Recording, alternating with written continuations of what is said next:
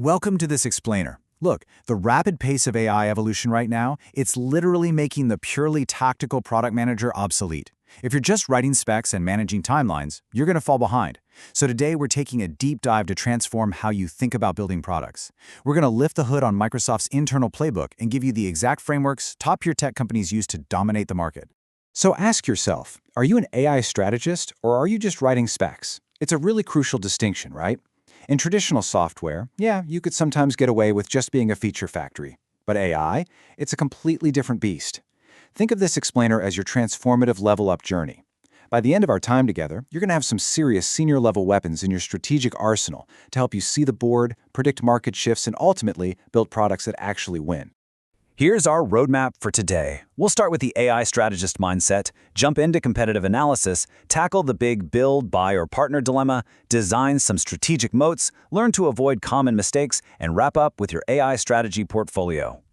Okay, let's dive right into Section 1, the AI strategist mindset. Moving from a standard project manager to a true product strategist means a fundamental shift in your perspective. You see, AI products just don't evolve like traditional software. Traditional software usually goes from a beta to a polished version 1.0 with fairly predictable bugs.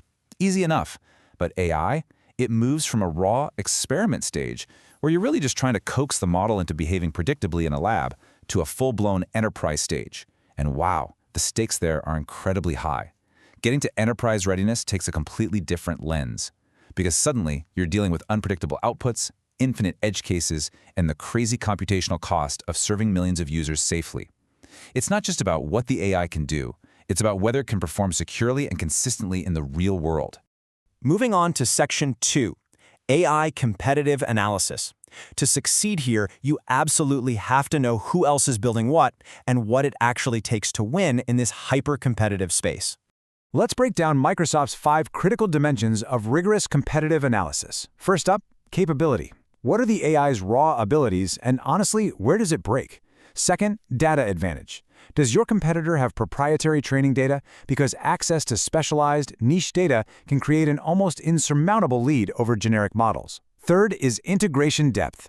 How deeply embedded is this into a user's workflow? The deeper it is, the harder it is to rip out.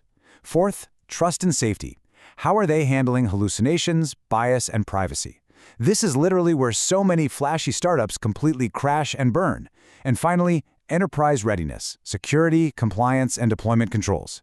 If you're selling B2B, this last point is absolutely crucial. You just can't sell to a Fortune 500 company without enterprise readiness, no matter how mind-blowing your AI is.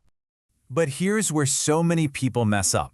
Mistake number 1, doing competitive analysis by features alone. Guys, feature lists in AI expire in literally weeks. If a competitor drops a shiny new capability, the temptation is to rush and copy it. But as senior strategists, they look deeper. They ask why competitors made those choices. What's the underlying data strategy? What's the business model? If you're just chasing yesterday's feature drop, you're already 6 months behind their roadmap. You've got to go a level deeper to understand the true strategic intent. All right, Section 3, build, buy, or partner. This is the massive decision framework that every single AI product team has to face eventually. This decision matrix is going to be your new best friend.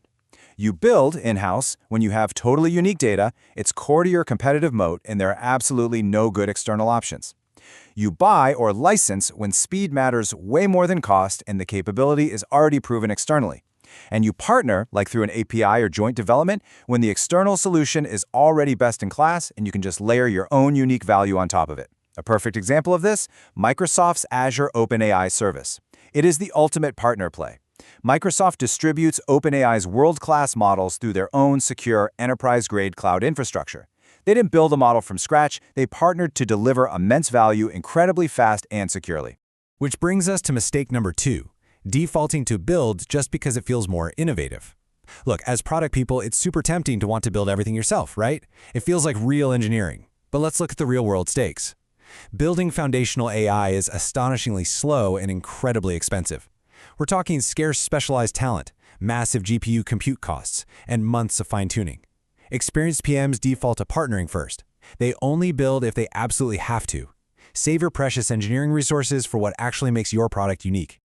That leads us to Section 4, Designing strategic AI moats. We know how to bring the AI in now, but how do we protect our product once it actually goes live in the market? Think about a medieval castle. Picture it surrounded by this massive, deep water barrier to protect it from relentless enemy attacks. In business, a moat is exactly that same concept. It's a sustainable competitive advantage that makes it extremely hard for competitors to beat you, even if they successfully clone all your shiny new features. You need a defense system that keeps your users safely inside your walls, protected from a highly aggressive market outside. So how do these moats play out in AI? First, proprietary data. Simply put, nobody else has access to the information you train your models on. Second, network effects. The product organically improves and gets smarter the more people use it. And third, deep workflow integration, which creates massive switching costs. Just look at Microsoft Copilot. Its ultimate moat isn't just its raw intelligence, it's the fact that it sits right inside tools like Word, Excel, and Teams, software that 1.4 billion people already use every single day. To switch to a competitor, a user wouldn't just be swapping out an AI. They'd have to completely rewire their entire daily workflow. Deep integration combined with vast network usage, that creates a nearly impenetrable moat. Okay, on to Section 5, avoiding common strategy mistakes. We've hit on a couple already, but let's clear up one of the most widely misunderstood concepts in all of tech strategy. Mistake number 3 is confusing virality with network effects. Grasping this difference literally separates the novices from the true experts. Virality is purely growth-focused. It just means lots of people are signing up, maybe from a clever marketing campaign or a viral post. But network effects?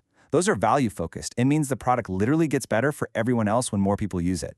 A phenomenal example is GitHub Copilot. It has incredible data network effects. The tool actually improves and gets smarter for developers globally as more code is written with it. Remember, virality fades, network effects compound. And finally, Section 6, your AI strategy portfolio. We've covered the mindset, the analysis, the build versus buy decisions, and the moats. Now it's time to put this toolkit into action. If you want to solidify these concepts and really show the world you're a senior strategist, here's a hands-on project to build your portfolio. First, try writing a 2-page competitive teardown comparing Microsoft Copilot against Google Gemini, specifically using those 5 dimensions we talked about earlier. Next, write a formal build, buy, or partner recommendation for adding a new speech-to-text capability to Copilot. And finally, see if you can concisely identify Microsoft Copilot's primary strategic moat in just 3 sentences.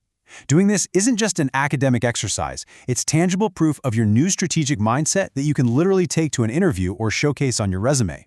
While you're working on that portfolio project, there's some phenomenal free resources you should definitely tap into. You've got the Microsoft AI blog for official case studies, Harvard Business Review for high-level strategy, CB Insights for mapping out the market, and Ben Thompson's Strategy for brilliant deep tech analysis. Oh, and I highly, highly encourage you to dive into Microsoft's The Agent Factory white paper from February 2026.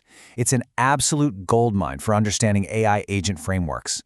Keep these resources bookmarked. They are absolutely essential for your continued leveling up in this space.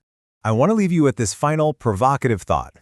If your amazing, innovative AI features were completely copied by a competitor tomorrow morning, what keeps your users from leaving? If the answer is nothing, well, you don't have a strategy yet, you just have a feature list. Think deeply about your data, your integrations, and your moats. Thanks so much for joining this explainer. Now take these frameworks, build that portfolio,